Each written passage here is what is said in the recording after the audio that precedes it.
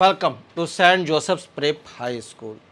तो हम लोग की टॉपिक है parallels and meridians, class 2 next class है। फर्स्ट क्लास में आपने इस अध्याय में बहुत चीज़ें पढ़ी।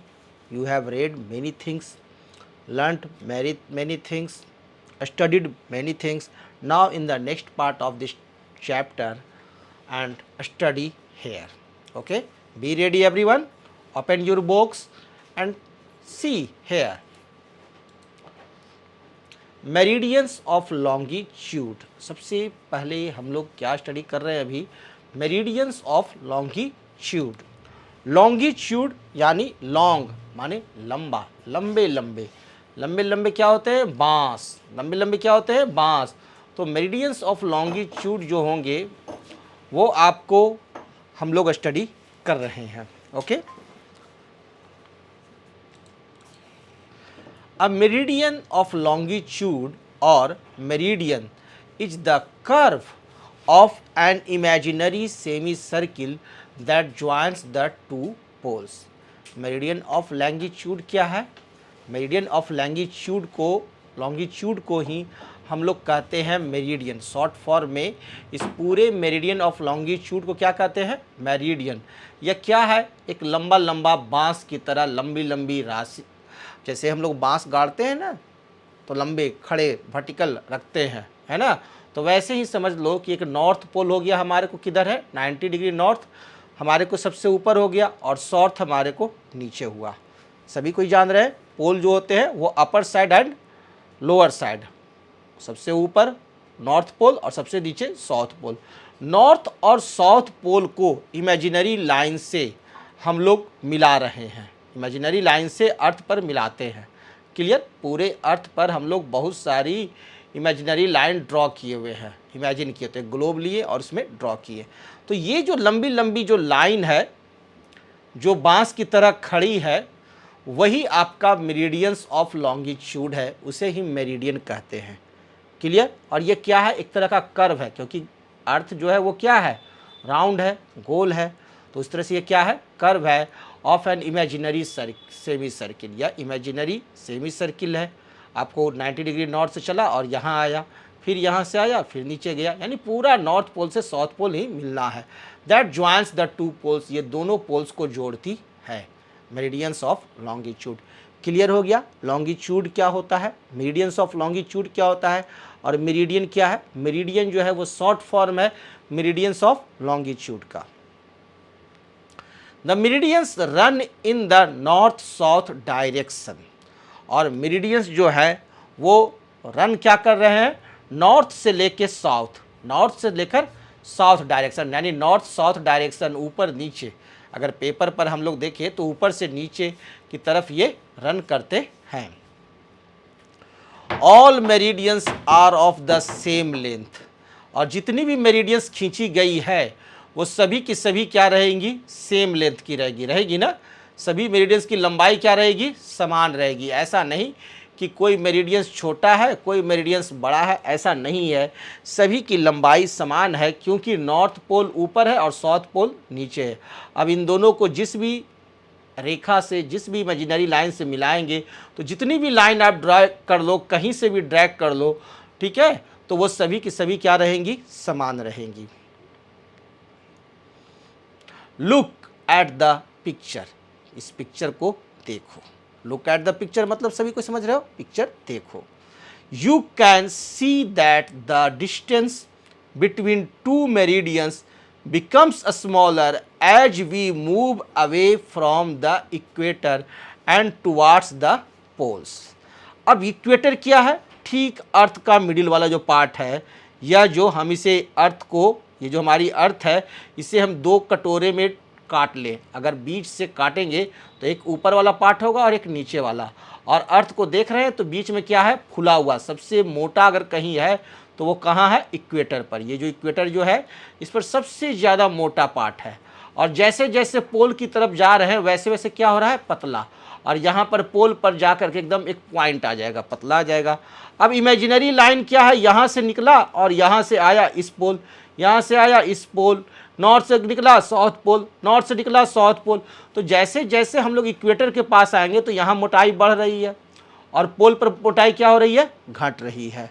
तो पोल पर क्या होगा, ये जितने भी मेरिडियंस ऑफ लॉन्गिट्यूड है इनके बीच की दूरी कम हो जाएगी, है ना। और जैसे जैसे इक्वेटर की तरफ बढ़ेंगे तो एक से दूसरे के बीच की लाइन की दूरी बढ़ जाएगी। क्लियर है, क्यों, क्योंकि यहाँ पर मोटाई कम है, पोल पर मोटाई कम है और इक्वेटर पर मोटाई ज़्यादा है।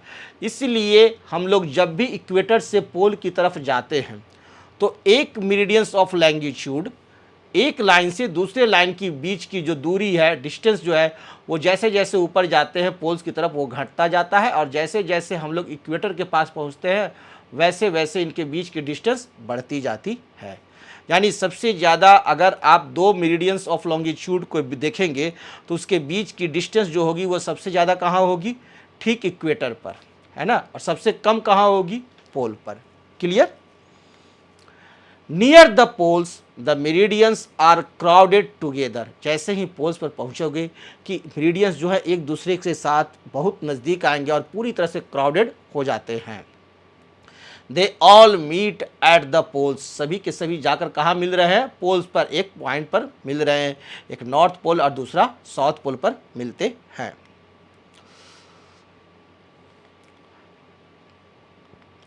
The meridian passing through Greenwich in England is taken as the 0 degree meridian. Scientist लोग जब स्टडी करना शुरू किए तो हम सभी लोग जानते हैं कि जब देश आज़ाद नहीं था उस समय इंग्लैंड का बहुत प्रभुत्व था, है ना, बहुत प्रभुत्व था, और वहाँ का साइंस ज़्यादा डेवलप था।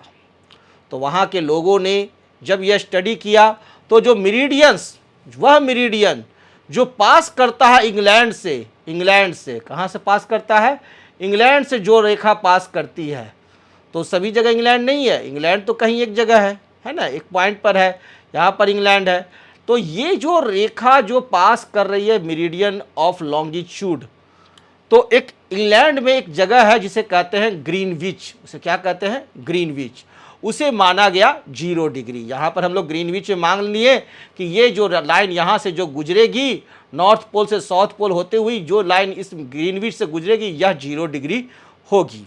ठीक है, इसे ही हम लोग रेफरेंस पॉइंट माने, तो ग्रीनविच इन इंग्लैंड को ही 0 डिग्री मेरिडियन माना गया।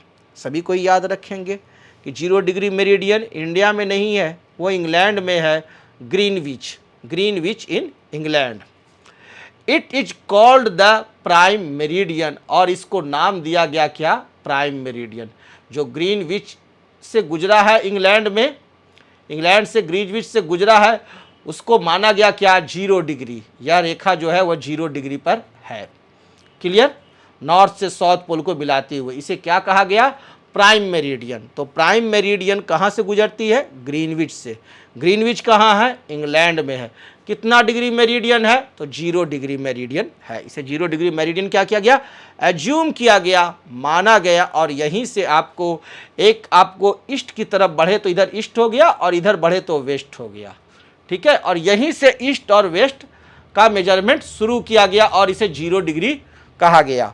जैसे जैसे हम लोग आगे बढ़ते जाएंगे, ये इधर ईस्ट की तरफ बढ़ेंगे तो 15 degree, 30 degree, 60 degree, 90 degree east होगा, और वेस्ट की तरफ जाएंगे तो 30 डिग्री, 60 डिग्री, 90 डिग्री, इस तरह से 180 डिग्री वेस्ट तक जाएंगे। लेकिन स्टार्टिंग जो हो रहा है वह प्राइम मेरिडियन से, और यह कितना है, 0 डिग्री। कहाँ से, ग्रीनविच इन इंग्लैंड से। Clear. The meridians are marked 0 degree to 180 degree starting from the prime meridian and moving east। अब यह जो मेरिडियंस है वह कहाँ से कहाँ चलता है, 0 डिग्री से 180 डिग्री टुवार्ड्स ईस्ट, और ठीक 0 डिग्री से 180 डिग्री टुवार्ड्स वेस्ट। ठीक है ना, 180 डिग्री ईस्ट जाएगा और 180 डिग्री वेस्ट जाएंगे, और वो कहाँ से शुरू हो रहा है, प्राइम मेरिडियन से। तो 180 इधर वेस्ट और 180 ईस्ट, 360 हो गया। ठीक है, तो एक ईस्ट की तरफ चलेंगे और एक वेस्ट की तरफ चलेंगे, तो किधर से, कहाँ से, ग्रीनविच से मेजरमेंट लिया गया। In the same way they are marked 0 to 180 degree starting from the prime meridian and moving west. Same way, आपको जो प्राइम मेरिडियन है, अगर प्राइम मेरिडियन यहाँ पर हम देख रहे हैं ग्लोब में, तो यह प्राइम मेरिडियन है। और अगर वेस्ट की तरफ जाएं तो 15, 30, 45 degree west, 60 degree west, 75 degree west, इस तरह से 180 डिग्री वेस्ट तक जाते हैं। अगर प्राइम मेरिडियन से हम लोग वेस्ट की तरफ जाएं तो 0 डिग्री मिनिमम होगा और 180 डिग्री मैक्सिमम होंगे। और उसी तरह से ईस्ट की तरफ अगर मूव करेंगे तो 0 डिग्री से 180 डिग्री ईस्ट मूव होंगे। The letter E or W added after the number tells us if the meridian is to the east or the west of the prime meridian। E जो है east को represent कर रहा है और W waste को। Clear है? The 180 degree east meridian is the same as the 180 degree west meridian। 180 degree east यहाँ से चलेंगे, 0 डिग्री प्राइम मेरिडियन से चलें तो जहाँ 180 डिग्री ईस्ट पहुँचे, वेस्ट पहुँचेंगे। अगर हम लोग इस साइड से जाएंगे तो 180 डिग्री वेस्ट पहुँचे। और इधर से हम लोग प्राइम मेरिडियन से घूमते घूमते घूमते गए तो ऐसे देखें तो कहें कि अच्छा ये पॉइंट 180 डिग्री ईस्ट है, और इधर से जब गए तो ये पॉइंट 180 डिग्री वेस्ट है। यानी 180 डिग्री ईस्ट और 180 डिग्री वेस्ट जो है दोनों एक ही पॉइंट है, एक ही जगह लाइन है। जैसे प्राइम मेरिडियन 0 डिग्री है ना, तो 180 डिग्री वेस्ट गए और फिर 180 डिग्री ईस्ट गए तो 360 डिग्री हो गया, तो एक लाइन आ गया, दोनों सेम लाइन है। Okay, so the 180 degree meridian has neither east nor west after the number. इसलिए हम लोग जब 180 डिग्री पर पहुंचे तो उसे न तो ईस्ट कहेंगे न वेस्ट कहेंगे, क्योंकि एक ही लाइन है। तो जिस तरह से 0 डिग्री हुआ 0 डिग्री, न 0 डिग्री ईस्ट न 0 डिग्री वेस्ट, वैसे ही 180 डिग्री को कह सकते हैं न ईस्ट या वेस्ट, सिर्फ 180 डिग्री नंबर बोलते हैं। उसके बाद हमें ईस्ट ई या डब्ल्यू लगाने की ज़रूरत नहीं है। जबकि 15 डिग्री डब्ल्यू बोलेंगे, 15 डिग्री ई बोलेंगे, लेकिन सिर्फ 0 डिग्री बोलेंगे और सिर्फ 180 डिग्री बोलते हैं meridian of longitude. Clear? This meridian and the prime meridian together divide the earth into 2 equal halves. 0 degree और 180 डिग्री ये दोनों जो है अर्थ को 2 इक्वल हाफ्स में डिवाइड करती है। 0 डिग्री को लो और 180 डिग्री लो तो दोनों जो है वो अर्थ को 2 इक्वल हाफ्स में वर्टिकली डिवाइड कर देगी।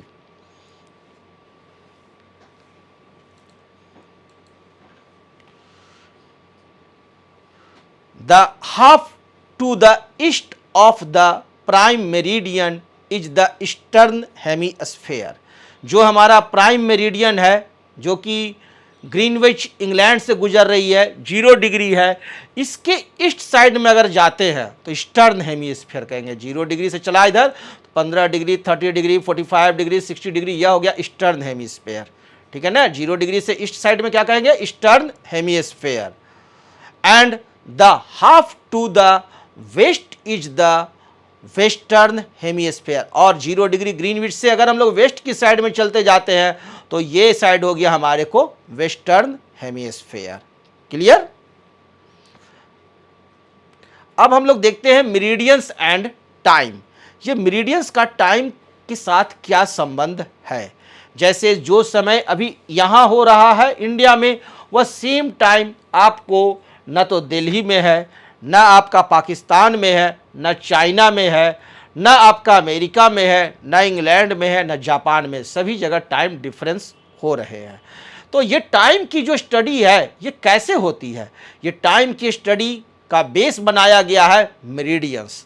मेरिडियंस के आधार पर ही टाइम रखा गया। अगर 0 डिग्री आप यहाँ रहो, अगर 0 डिग्री यहाँ है, चाहे आप यहाँ रहो या यहाँ रहो, चाहे यहाँ रहो चाहे यहाँ रहो, इस 0 डिग्री में लाइन पर आप कहीं भी ऊपर से नीचे रहते हो, north pole to south pole, तो सभी जगह आपका टाइम सेम रहेगा, सभी जगह समय एक समान रहेगा।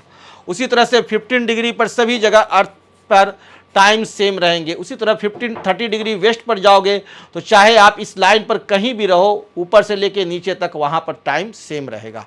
लेकिन 30 डिग्री वेस्ट का टाइम और 15 डिग्री ईस्ट का टाइम अलग अलग रहेंगे। Have you watched a cricket match played in another country live on television? आपने कभी टेलीविज़न पर देखा है दूसरे देश में जब दूसरे कंट्री में जब मैच होता रहता है तो हम लोग के यहाँ रात है तो वहाँ दिन है, हम लोग के यहाँ दिन है तो वहाँ रात है, हमारे यहाँ का समय कुछ है और वहाँ जो मैच हो रहा है वहाँ का समय कुछ और रहता है। Mostly the time there doesn't match the time in India. अधिकांश समय हम जानते हैं कि इंडिया के टाइम के साथ वो मैच नहीं करता है, अधिकांश समय हम देखे हैं, हमेशा देखे हैं। For example, when a match starts in the morning in England, it is already afternoon in India.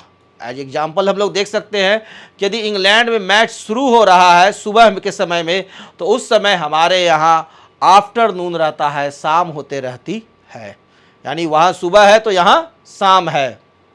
India and England are on different meridians. ऐसा इसलिए है क्योंकि इंडिया और इंग्लैंड जो है वो अलग अलग मेरिडियंस पर हैं। क्लियर? इंडिया और इंग्लैंड जो है वो अलग अलग मेरिडियंस पर हैं। We can say that there is a time difference between places on different meridians. इस तरह से हम कह सकते हैं कि अलग अलग प्लेसेज पर टाइम अलग अलग होते हैं क्योंकि वो डिफरेंट मेरिडियंस पर हैं। There is a time difference between places on different meridians because they have sunrise and sunset at different times. ऐसा इसलिए होता है क्योंकि अलग अलग मेरिडियंस पर सनराइज और सनसेट का टाइम अलग अलग होते हैं। कहीं पर सूर्योदय पहले हो रहा है तो कहीं पर सूर्योदय लेट से हो रहा है, सनराइज कहीं पहले हो रहा है तो कहीं सनराइज लेट से हो रहा है। इसीलिए प्रत्येक मेरिडियंस पर टाइम का डिफरेंस होते हैं।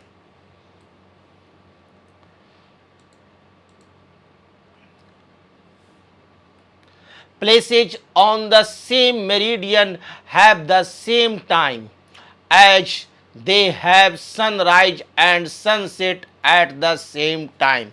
और यदि कोई मेरिडियंस पर, एक सेम मेरिडियंस पर, जैसे यहाँ पर और यहाँ पर और यहाँ पर तीन बंदे हैं तो सभी जगह क्या होगा? टाइम सेम होगा क्योंकि वहाँ का मेरिडियन सब जगह सेम है।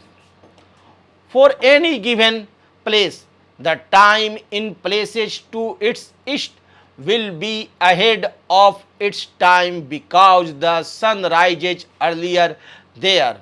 जैसे जैसे ईस्ट की तरफ जाते हैं तो वहाँ टाइम पहले होता है। क्यों? क्योंकि वहाँ सूर्य पहले उदय होता है, सनराइज पहले होता है। And the time in places to its west will be behind its time. और जैसे जैसे वेस्ट की तरफ जाओगे वैसे वैसे टाइम जो है वो बाद में आता है। क्यों? क्योंकि यहाँ पर अगर इस जगह देखोगे तो आपको सूर्योदय पहले होंगे, सनराइज पहले होंगे, तो यहाँ मॉर्निंग पहले होगा। यहाँ पर आओगे तो मॉर्निंग लेट होगा, यहाँ पर आओगे तो मॉर्निंग और लेट होगा। जैसे जैसे वेस्ट जाएंगे वैसे वैसे हमारे को मॉर्निंग का टाइम लेट होते जाता है।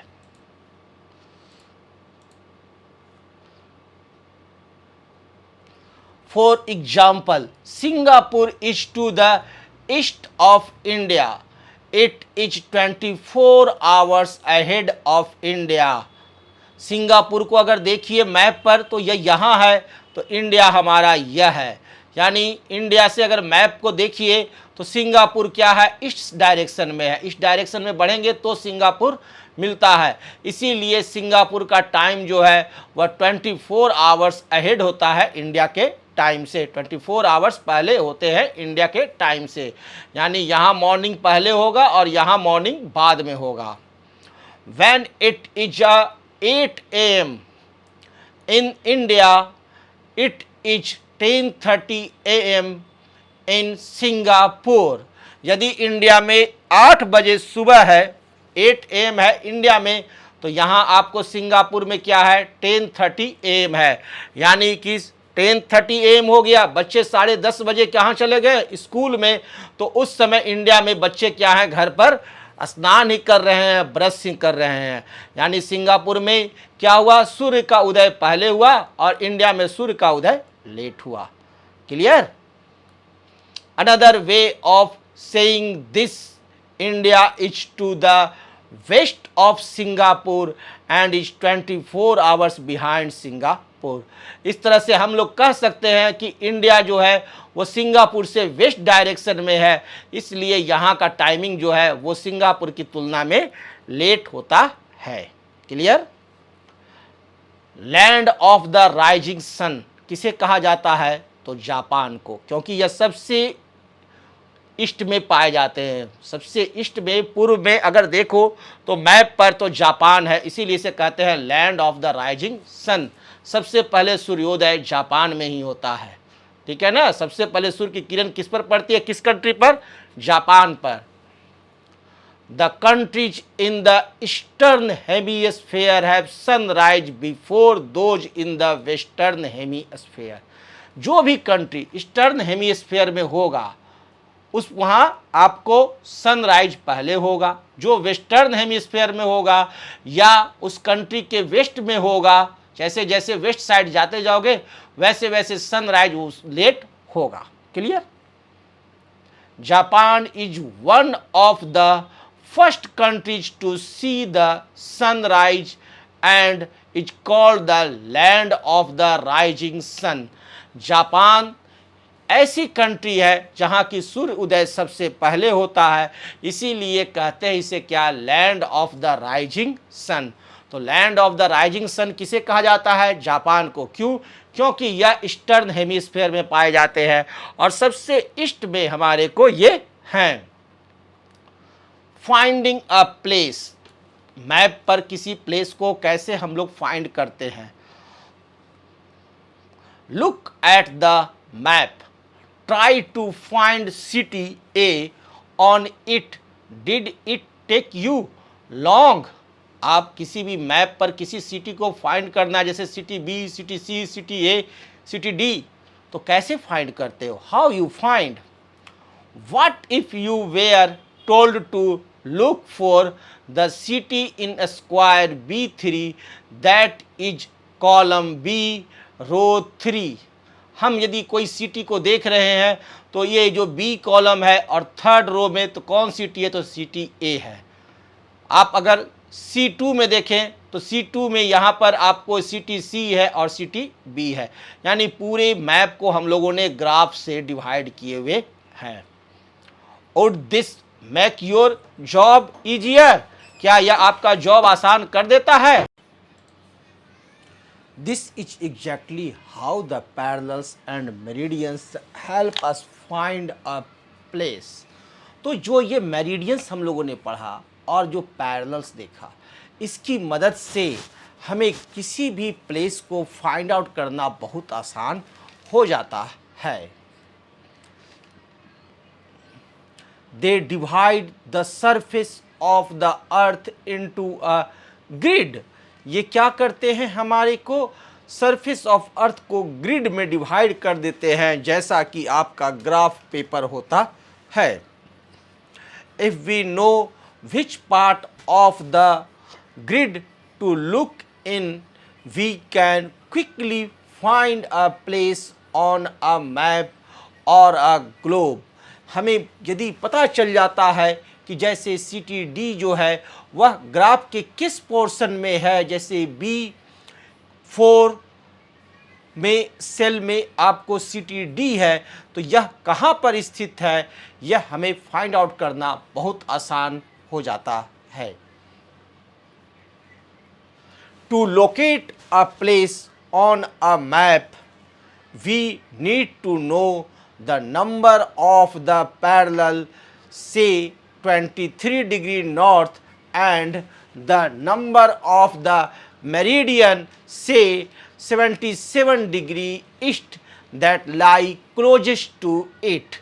यदि हमें फाइंड आउट करना है कि कौन सा प्लेस कहाँ है तो हम बहुत आसानी से देखते हैं कि पैरेलल में कहाँ है, तो 23 डिग्री नॉर्थ बोलें और यदि मेरिडियन 77 डिग्री ईस्ट बोलते हैं तो उसका एग्जैक्ट लोकेशन किस सेल में है यह हमें पता चल जाता है और उसके बाद उसकी राइट पोजीशन से एग्जैक्ट पॉइंट फाइंड आउट करना बहुत आसान हो जाता है। Then we can find the place से Bhopal, by looking near the point where the parallel and the meridian meet. इस प्रकार से किसी भी पॉइंट को कहाँ पर है वह हम लोग पैरेलल और मेरिडियन के मीट पॉइंट से आसानी से फाइंड आउट कर लेते हैं। इसलिए हमें पैरेलल और मेरिडियन का जानकारी होना बहुत ज़रूरी है ताकि हम मैप का सही अवलोकन, सही स्टडी कर सके। Okay, thank you, good bye.